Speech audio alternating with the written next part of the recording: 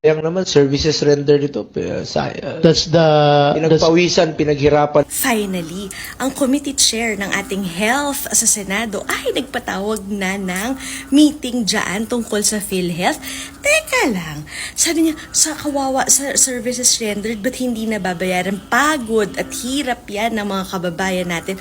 Bakit hindi binibigay yung kanilang benepisyo? Teka lang, kailan ba ang pandemic?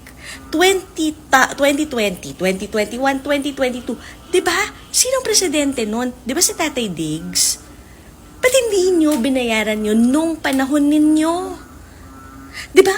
Kaya ang sabi nila, kaya ang laki 6 trillion ang utang ni Tatay Diggs na iniwan dahil sa pandemya. Trillion yun ha, trillion. So saan napunta yun? Bakit ngayon hinahanap niya dito sa administrasyong ito? Again ha, naiintindihan ko bakit nga naman may AKAP, may kung ano-anong ayuda dyan, di ba? Naiintindihan ko. Pero para sisihin niyo yan sa presidente ngayon, sa administrasyon ngayon, aba teka lang, anong ginawa niyo sa 6 trillion? Diyos me, dyan kayo magaling magpasa ng sisi.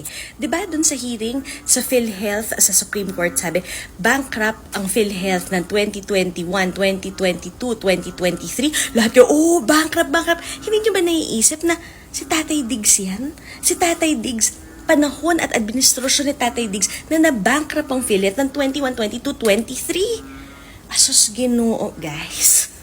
Mukhang everything is pointing the finger sa inefficiency nung panahon ni Tatay Diggs. Again, umutang yan ng 6 na trilyon asaan?